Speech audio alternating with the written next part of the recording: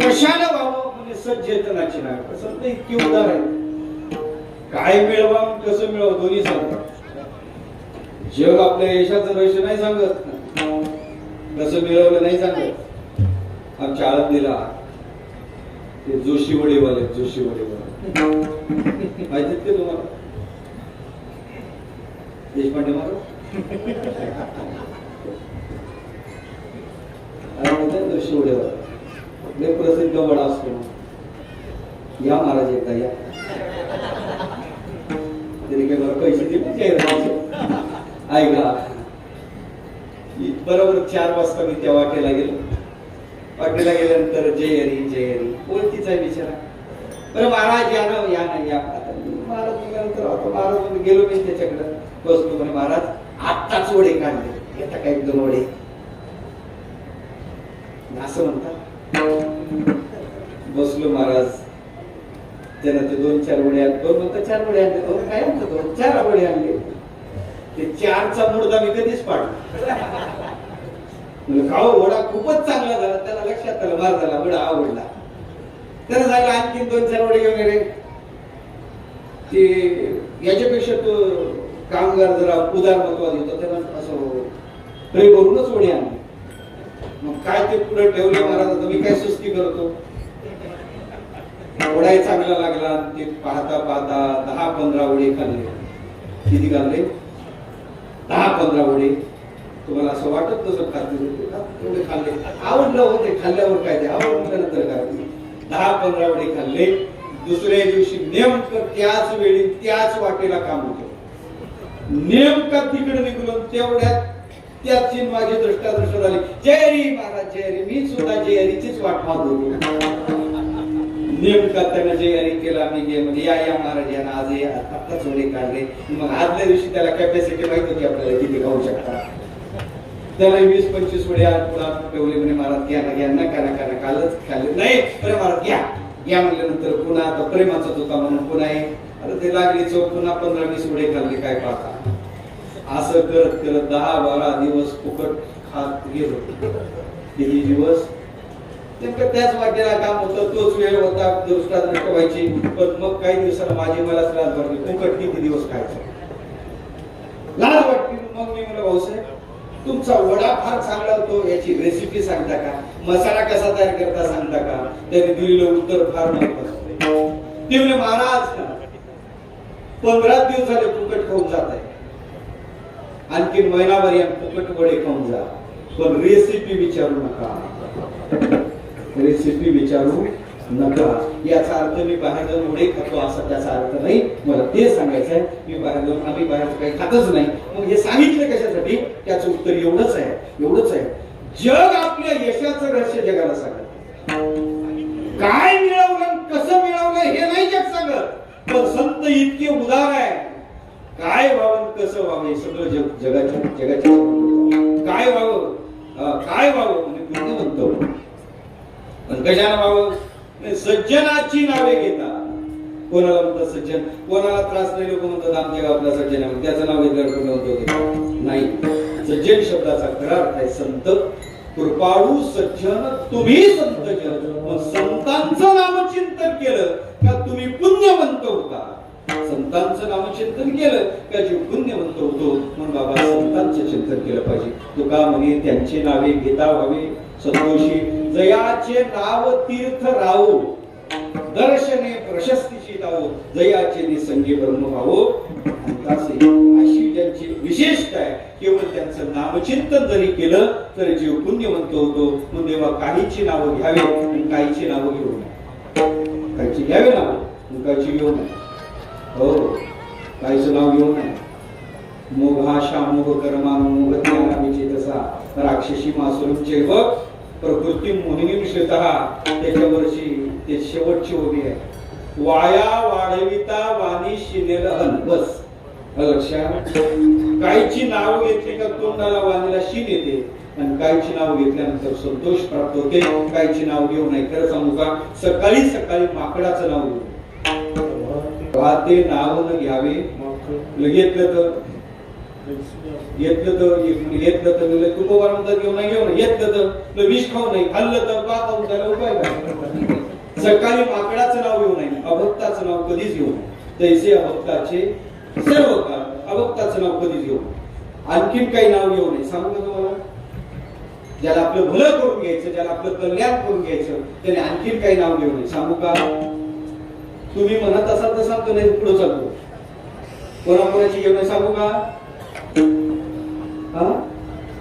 ऐका ऐका, काय माझ्यावर आपत्ती येऊ नये म्हणूनच मी विचारलं तुम्हाला. सांगू का? लक्षात?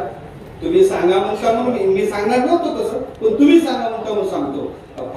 आपलं कल्याण व्हावं, आपलं भलं व्हावं, की त्याने 5 नाव घेऊ नये. ऐका ऐका, कोणाचे? आता तुम्ही म्हणता म्हणून बरं का, मी सांगणार नव्हतो, तुम्ही म्हणता म्हणून. ऐका, कोणाचं नाव घेऊ नये? आत्मनाव घेऊ नये, गुरुचं नाव घेऊ नये, कृपण व्यक्तीचं नाव घेऊ नये, ज्येष्ठ अपत्य म्हणजे मोठ्या मुलाचं नाव घेऊ नये, आणि कलत्र म्हणजे बायकोचं नाव घेऊ नये. तुम्ही सांगणार म्हणत होते मग मी सांगणार नव्हते. काय म्हणतील महाराज? आमचं बरं चाललं होतं, तिथे हे डबुळले माणसं माझे. चांगलं चाललं होतं आमचं, रिकामच तुम्ही हे आमचं आता हे काय काहीच तर आताच विचार चालू झाला. आता कोणाच्या नावापासून आपलं वाटोळं चालू झालं?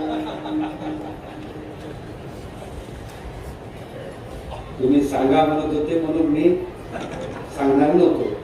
हे 5 नाव घेऊ नये. आत्मनाव, गुरुचं नाव, कृपण व्यक्तीचं नाव, ज्येष्ठ अपत्य म्हणजे मोठ्या मुलाचं नाव, आणि कलत्र म्हणजे बायकोचं नाव.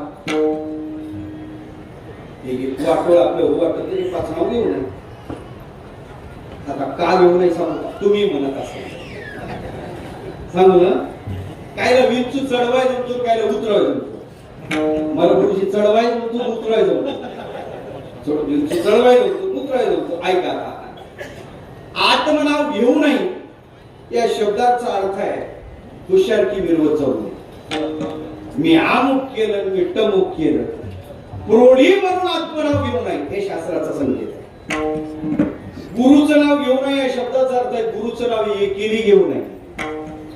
गुरुचं नाव एकेरी घेतलं तर दोष लागते. गुरुचं नाव घ्यायचं झालं तर शास्त्र बोलते अभियुक्तानां नामधेयं श्रीकारपूर्वकं प्रयुज्येत.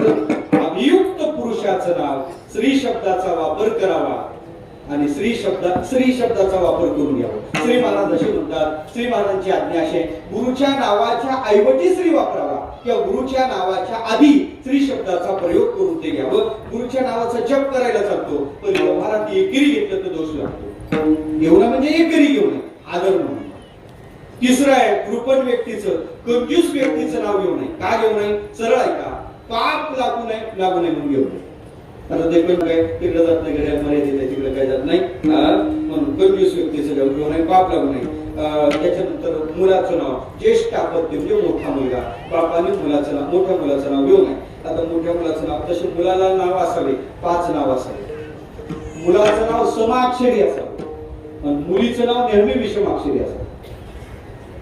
ऐकत तुम्ही? नामशास्त्र आपले 16 संस्कारात नामकरण नावाचा विधी आहे. मुलाचं नाव नेहमी समाक्षरी असावं, मुलीचं नाव नेहमी विषमाक्षरी असावं. राम समाक्षरी आहे, मुलाचं नाव विषमाक्षरी नको, मुलीचं नाव समाक्षरी नको. मग राधा, राई समाक्षर आहे.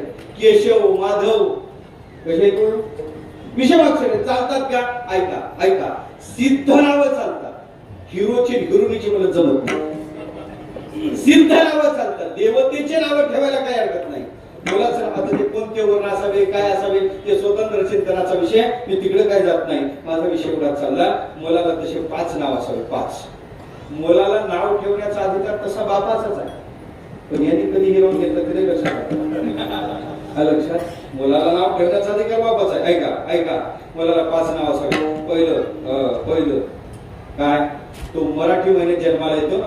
मराठी महिने आहेत ना आपल्याकडे, जानेवारी, फेब्रुवारी, मार्च, एप्रिल, मे, जून, जुलै. बरोबर आहे ना? बरोबर आहे ना?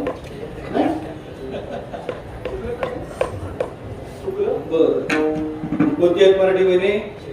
चैत्र, वैशाख, ज्येष्ठ, आषाढ, श्रावण, भाद्रपद, अश्विन, कार्तिक, मार्गशीर्ष, पौष, माघ, फाल्गुन आणि अधिक.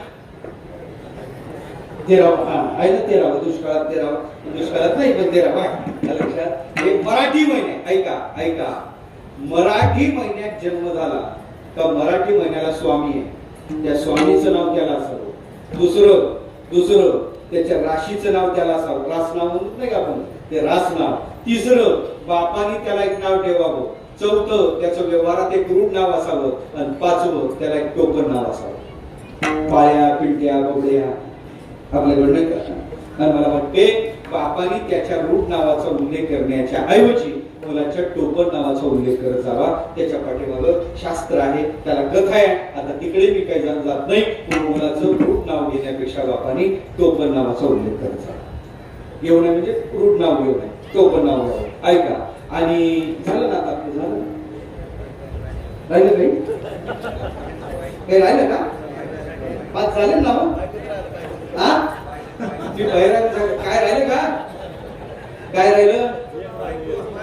काय म्हणतील महाराज, ते चार का घेऊन नाही सांगितले नसते तरी बरं झालं असतं, पण ते तिचं का घेऊन नाही तेवढं.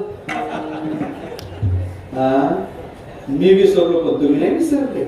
म्हणजे तुम्ही कीर्तन चांगलं ऐकत आहे, पण मी ठरवलं आज ते चार का घेऊन नाही सांगितले, ते पाचवं का घेऊन नाही ते इथं सांगणार नाही, आळंदीला या म्हणजे सांगतो. ठेवतो तसंच, ठेवू ना का सांगू? सांगू सांगू मी असंच एका गावात सांगितलं, चार सांगतो ते पाचवं काही सांगत नाही. मी महाराजाला कुठं जायचं नाही, आळंदीला जायचं. मी कुठून जायचं, कुठून जायचं, कुठून जायचं? संभाजीनगरवाल्याने विचारलं संभाजीनगरून जाणार का, आंबडवाल्याने विचारलं आंबडून जाणार आहे का, काय नाही विचारलं इकडच नाही तिकडे इकडून केवळ इकडून जाणार आहे का.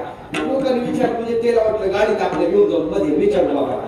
एकाने अक्षरशः पाहता काय नेलं मला गाडीत, मी गाडी आणलेली नव्हती, गाडीत नेलं अर्ध्यात गाडी बंद केली. पेट्रोल संपलं का नाही, तसं काय नाही. इंजिन मध्ये काही बिघाड झाली का, गाडी का बंद केली नाही, खाली तर उतरा. मी खाली उतरलो. मग त्याने विचारलं महाराज ते तिचं नाव का घेऊन तुम्ही सांगितलं ते सांगता का?